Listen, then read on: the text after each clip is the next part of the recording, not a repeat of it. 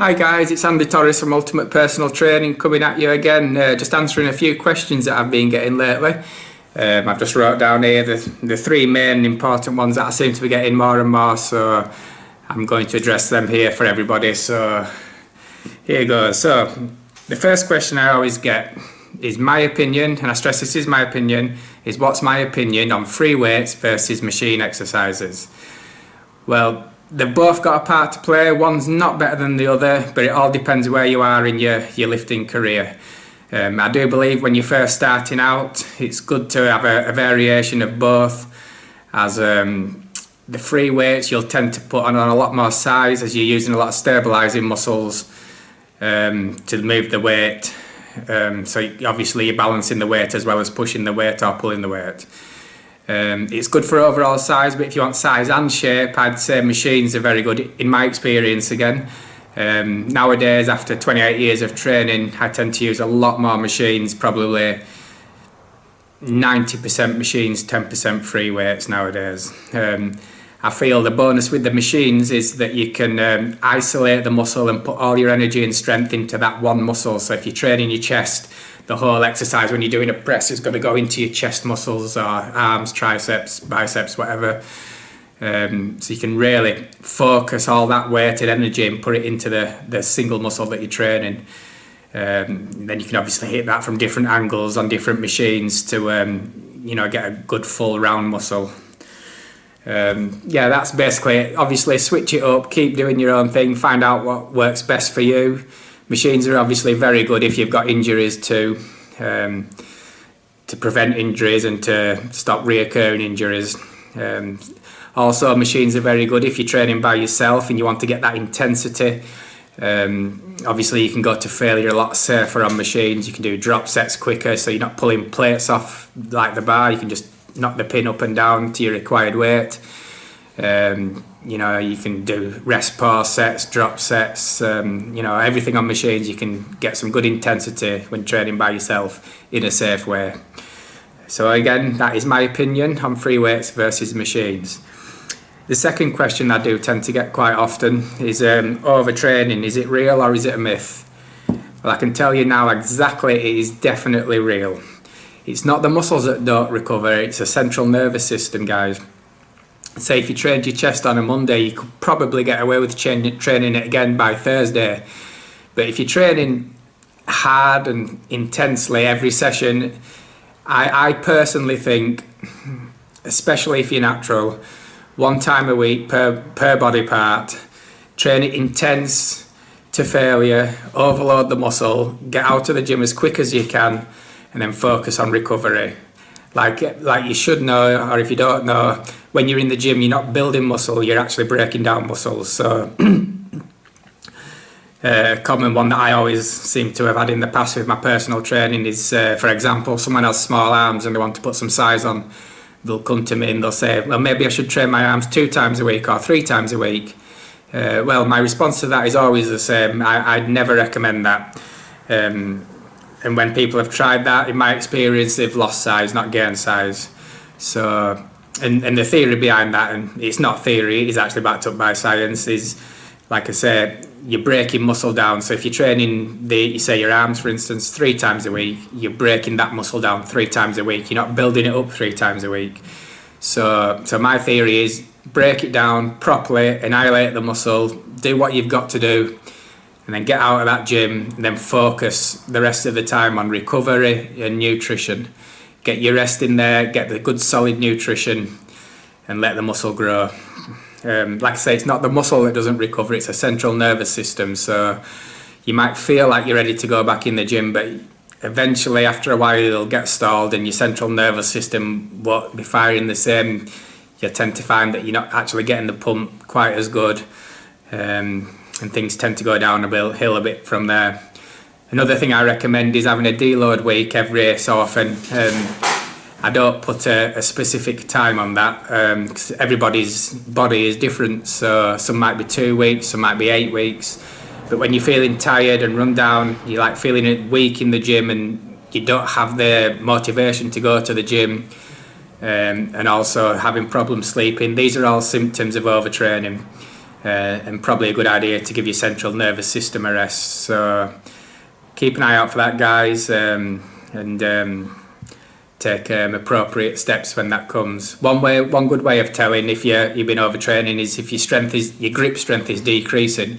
So here's one tip I'm going to give you now. Get some weighing scales and grab them in your arms, lock your arms out and squeeze the weighing scales as hard as you can, and then make a note of what number or strength the pattern goes up to on the weighing scales. Keep doing that and keeping a record of that, and when the weight starts to drop, so you're getting weaker, that's usually a good sign that you're probably due for a week off the gym or a week deload. So that's my 2 cents on that, and again, it is my opinion, but like I say, it's worked for me in the 28 years I've been training. I've found out what works for my body, and I've also, with training so many other people and prepping people for shows, I've found out what works best for different bodies, and generally on a whole there is a plan that works for 90% of the people. Okay, so last question, because I'm going to keep this one short, is supplements. Are they necessary, and which ones are the best ones to take? The answer to that question, again, in my opinion, is no, they are not necessary, but they are very helpful.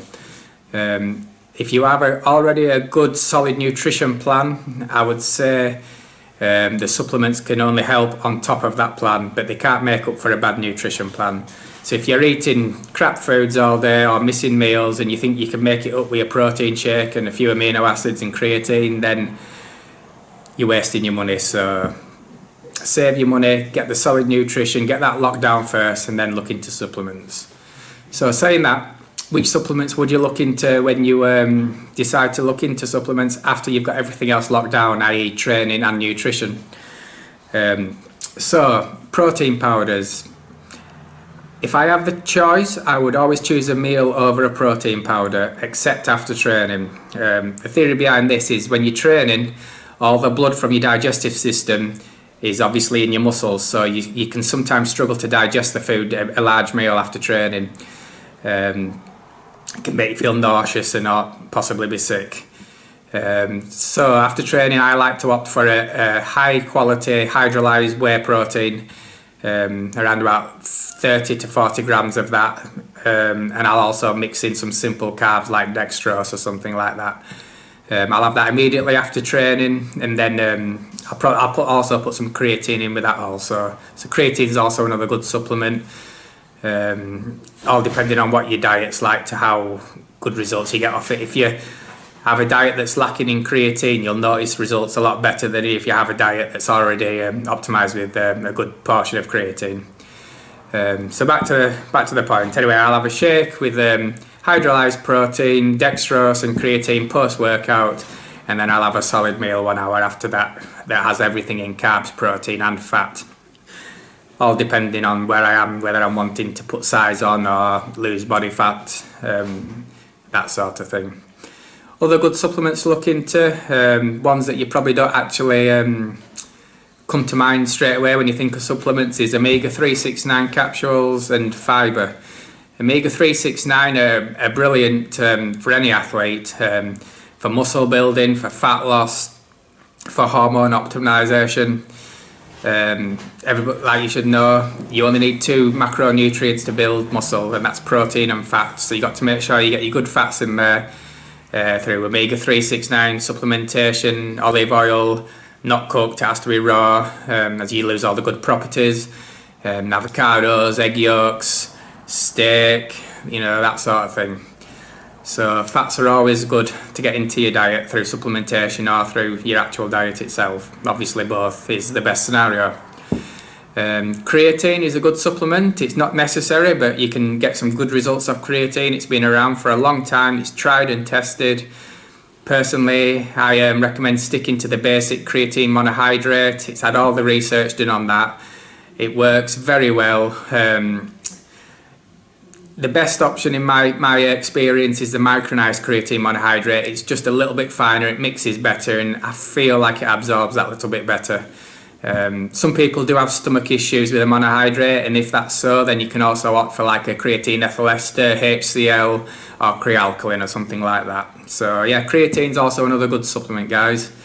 Fibre, that's another one. So a good fibre supplement. It's hard to get all the fibre you need in your diet, especially depending on what sort of diet you're doing. Some people might be doing a keto diet, which is very hard to get the fibre then, so you have to eat a lot of veg to get the fibre. So I do recommend a good fibre supplement, both soluble and insoluble fibre. Like they say, you are what you eat, but if you want to take that one step further, you are what you absorb. So it's okay having the good nutrition and supplementation plan, but if you're not absorbing it, you're wasting your money and you're wasting your time. You're just spinning your wheels, guys. So food for thought there. Can I think of any other supplements off the top of my head? Like I say, this is all just off the top of my head. I've nothing planned out here. So protein, creatine, omega-3, 6, 9, fibre. I'd say they're the main ones, guys. Amino acids are quite good pre-workout. I don't tend to have them intra-workout because it only sticks in your stomach. Because like I say, when you're training, you're not digesting anything. All the blood's in your muscles that you're working. So I tend to have a branched chain amino acids 30 minutes before training. Pre-workouts, in my opinion, are not necessary. They can be good now and again, especially when you're dieting. But if you've got to, nowadays people tend to think that you have to buy motivation to go to the gym, and I tend to think that's quite sad, really. I think if you can't get your ass off the sofa, get yourself into the gym and have a kick-ass workout, then you're in the wrong sport, guys. It's all up here, so get focused, get motivated, get to the gym and do what's got to be done. Get out of the gym, recover, get the nutrition in, and see them gains come. We'll leave it there for this one, guys. I'll do another question and answers if you like. If anyone's got any questions, please feel free to leave them down below in the comments section. If you like this video, please leave a thumbs up, subscribe, share the video to your friends, and I'll be putting more out there. Like I say, the personal training business is going great in Cyprus. If anyone wants any information on that, I do one-to-one personal training out of Tower Fitness Gym in Paya, Pathos. I do also nutrition plans, and I do online nutrition plans also. The online nutrition plans include different packages. There's a bronze, silver and gold package. If you want any information on that, please feel free to message me and I can give you some more information. They start from £15 only for the nutrition packages and go up to £13 per week. So £15 to £30 for them. Personal training is €25 for a personal training session at Tower Fitness Gym, plus entry fee for non-Tower Fitness members. At the moment we're running a special offer of €15 per training session. €15, guys. I mean, come on. When I was back in England, people used to travel 2 to 3 hours to come up to me from like Wales and things for a personal training session and an assessment. So €15, take advantage of that. That special offer is only available to the new year. After the new year, I'm going to extend that. So the first 5 people that take on this special offer, I'm going to give them a discounted rate permanently on their personal training fitness personal training one-to-one sessions in Tower Fitness. So if you want to take advantage of that, hit me up, leave a message below, or send me an email. Find my Facebook page, Cyprus PT Packages, or add me on Facebook, Andrew Torres. Send me a message and we'll sort something out from there. Okay guys, we're going to leave it there because I'm being attacked by flies. The only downside about being in this country, everything else is great. You can't beat the sunshine mid-December. Out on the bike this morning, having a nice drink next to the seaside. Perfect. It's the way life should be. Okay guys, I'll see you on the next one. Catch you soon. Bye for now, and we're out.